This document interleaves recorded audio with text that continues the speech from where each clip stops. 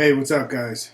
So, in this video, I'm going to talk to you about what I think is the only solution to an economic crisis that's about to hit us.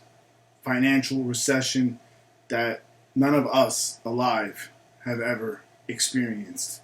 I'm talking about Americans. Maybe other people have. And it's going to be the result of a lot of things, not just people being out of work as a result of, coronavirus and these lockdowns, not just that.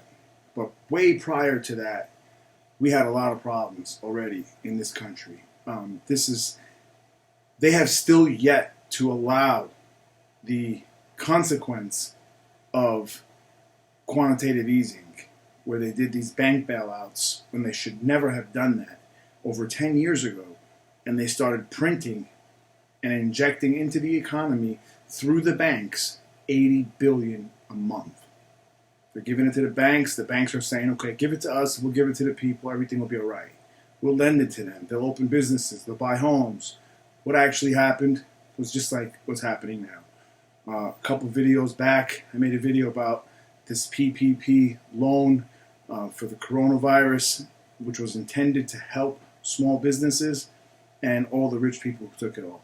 It's unbelievable. But the same shit happened back then. They're all friends, doing each other favors and creating an illusion of trying to help us or trying to help the country or caring at all. They don't.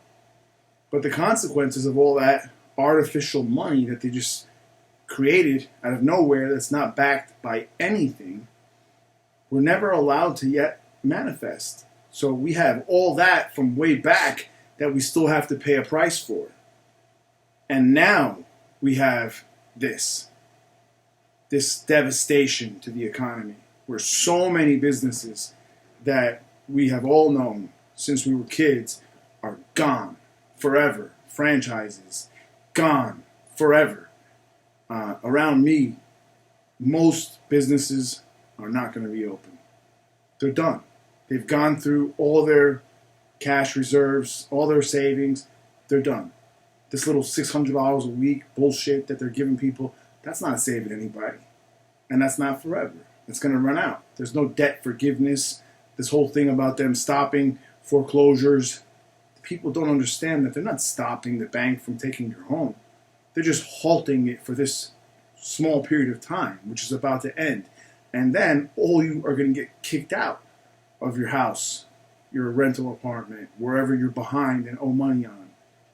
So we got a big, big price to pay that is just unfathomable. You can't understand how bad the consequences of all this fiscal irresponsibility are going to be.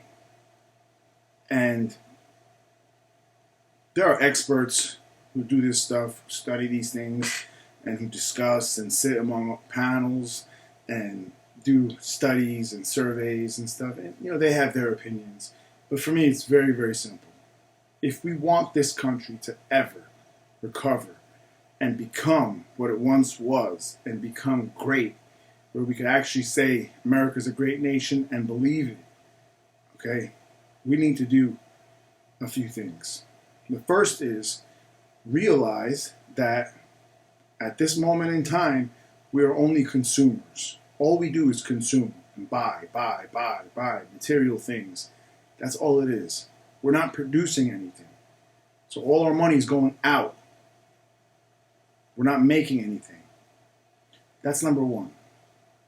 There's a term for that called isolationism, where nations basically take care of themselves first. Just to give you an example, a person like me, let's say I'm the government of my own little nation. I love to help people. I really do. But if my people, my clan at home is fucked up, I need to help them first. Then I can help everyone else.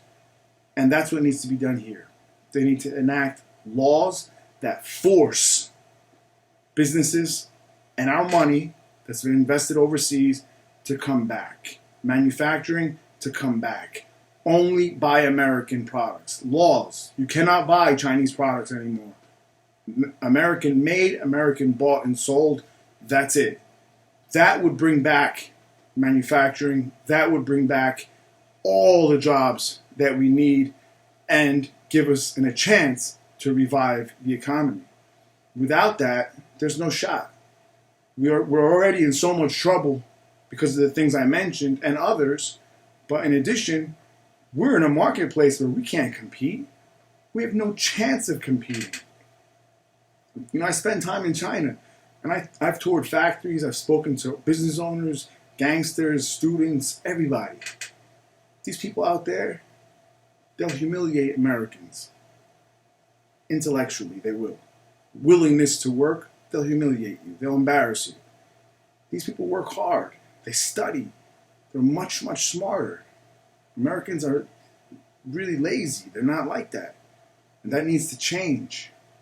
That needs to change. We cannot compete. We must accept that we cannot compete with Chinese manufacturing where people are getting paid a couple dollars per day and we're here demanding $15 an hour for minimum wage for the lowliest worker, entry-level jobs, pumping gas, McDonald's, Walmart.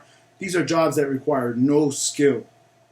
And you're forcing these companies to pay $15 an hour. That's ridiculous.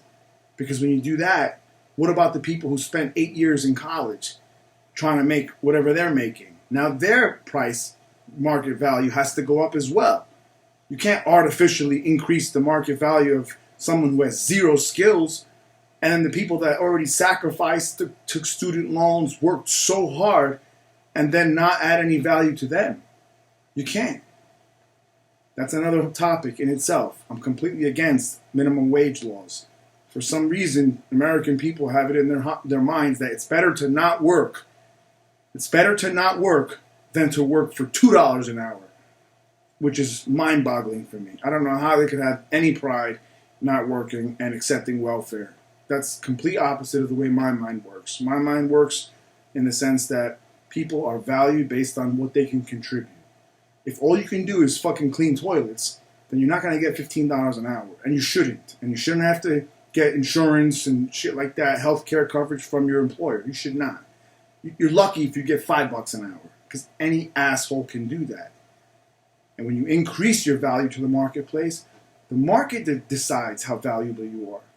So as long as we have these laws in place, there's no way we can compete. Even without those laws, even if they took away minimum wage laws, the American people wouldn't do it. They won't. They won't work for those wages. They're too proud. And their pride is based on nothing, in my opinion. So they need to be forced through law. It makes perfect sense to me. We need to help ourselves first. Then we can go out and help others if we want to. And the next part of the equation in fixing the country and making it actually great is the more difficult of all to discuss and to implement and for people to even accept. You know, for us to move forward, we need to accept reality. There are certain truths in life that nobody wants to hear. It's not nice to hear, but guess what, motherfucker? That's the truth. You need to hear it. And that is this broken family model that has been accepted in America, where there's no fucking shame. Women could have kids with whoever they want, as many as they want, multiple fathers, and none of these kids have their fathers in their lives. None of these people have jobs. They have no way to provide for these kids. They're just fuck-ups.